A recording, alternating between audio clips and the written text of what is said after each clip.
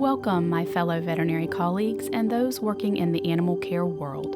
I am Dr. Erin Holder, creator of the Veterinary Compassion Fatigue Project. While the veterinary field is rewarding, it is profoundly exhausting and over time takes its toll on our mental, emotional, and physical health. These blogs are my experiences of owning a large integrative hospital for 18 years and learning from my many mistakes. Understanding where I went wrong and how I crashed and burned has been a journey to healing myself and hopefully others. Here is my latest blog.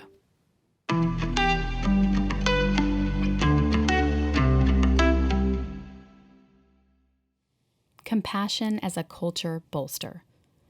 Compassion is a deeply human experience that, according to some scientists, evolved in our species because human offspring are entirely dependent. Thus, parents must care for their offspring much longer and much more intensely to create the ability for further procreation.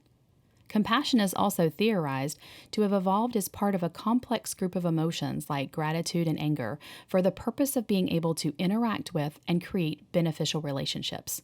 In other words, to connect. Compassion is not just perceiving the feelings of another and internalizing them, but having the desire to take action to relieve the suffering of the other. The desire to take action is what separates compassion from empathy, sympathy, pity, and so on. Referencing back to an earlier blog, Compassion Warriors, we remember that sympathy is caring about someone's emotions. Empathy is taking on another's emotions, whether it's cognitive empathy, wanting to intellectually understand the emotions, or emotional empathy, feeling the emotions of another. And compassion is taking that empathy and turning it into action to relieve any suffering. So if we look at it this way, empathy is the feeling and compassion is the action. While not interchangeable, they are interwoven. We cannot have compassion without empathy.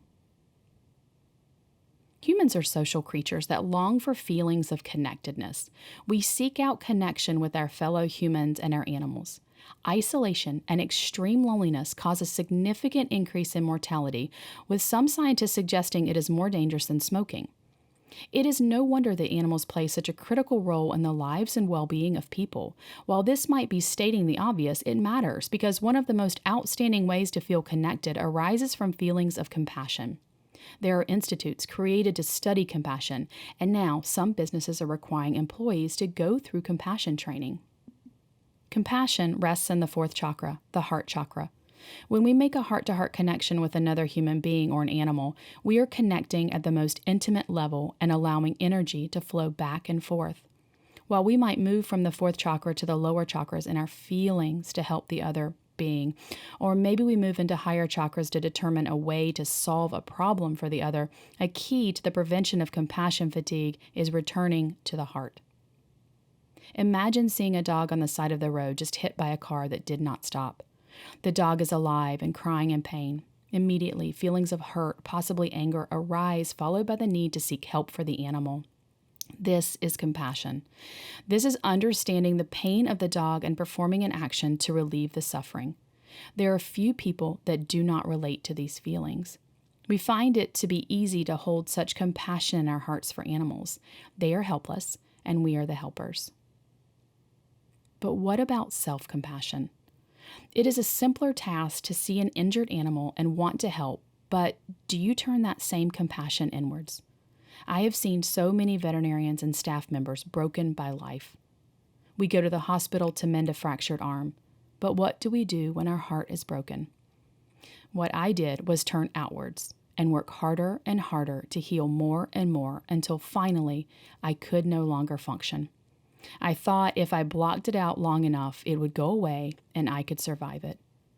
But that thing or things that broke you are just anchors that drag behind you, invading every single cell of your body, until finally you cannot walk an inch further. You sit, surrounded by your anchors, and you give up, or you ask for help. At my previous veterinary hospital, we saw the injured wildlife of the county at no charge. It was an honor to treat these patients because what I witnessed was countless humans offering aid to helpless animals. hurt owls, raptors, sandhill cranes, songbirds, possum, raccoons, tortoises, a bobcat, black bears, and on these wonderful Samaritans would bring them in for care. In the early years, my staff and I would work around the clock, taking home the wildlife and often plodding out to the marshes to release the animals. It was a labor of love. Along the way, I was able to care for a bobcat with a fractured forearm. She was a feisty girl that I anesthetized to surgically repair her humerus. After weeks of recuperation and radiographic evidence of bone healing, it was time to release her. The entire staff was beyond excited, and we all planned a release party with video. 2 cars arrived near the place she was captured to watch her return. We quietly brought her covered carrier out to the middle of the path. Cameras and video recorders were ready because a smartphone had yet to be invented.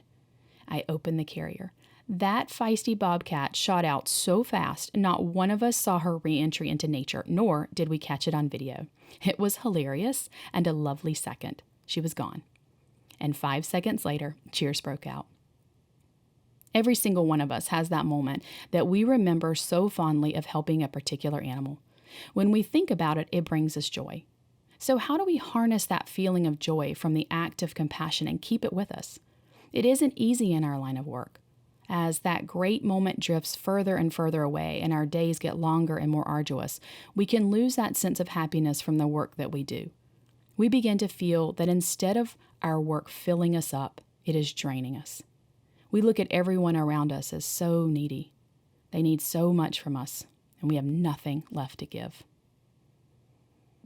If compassion, which normally resides in the heart chakra, stays there, it flows effortlessly and continuously. It does not fatigue. It actually rejuvenates you and energizes you. It's when it slips down into the second chakra, the emotional seat of the sacrum, that compassion reverts to empathy, and we take on the emotions of client after client. We feel pain for our pet patients, and slowly, over time, it becomes unbearable. Empathy resides in the second chakra. When we operate from compassion, we bring the empathy up into the heart chakra, and we take action to relieve suffering and feel those amazing benefits. But it takes work to keep what we do heart-centered.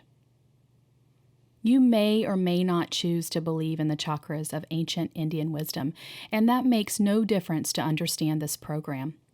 The chakras can be just metaphors for you, but it creates a very concrete way of understanding what is happening in ourselves and in others. We can understand why we walk into a room and are instantly attracted to a person there or instantly repelled by them. We can grasp better that in order to successfully keep compassion in our hearts, we must move out of our own way or out of our ego chakra. It takes a lot of work, but it is truly rewarding. In vet school, we learn the body system before we learn how to fix it. In this compassion fatigue program, we walk by learning why this is happening to us so that we can run to the path of healing. This project is about healing ourselves so we can continue the incredible work of healing others. All those darling, wide-eyed innocents who first get into this field think it is all about the animals. But all of us seasoned ones know this is just as much about the humans that accompany their beloved pets into our clinics. Find me on the Veterinary Compassion Fatigue Project Spotify podcast, my website, Facebook, and YouTube at TVCFP. Let's keep talking about what we face in the veterinary and animal care world and ways that we can help each other. Reach out if you have a particular topic you would love to hear about. Subscribe to hear updates on our annual restoration retreat to be launched in spring of 2025. As always, I hope you find what you're looking for and share it with anyone who needs it. With love and hope, Dr. Erin Holder.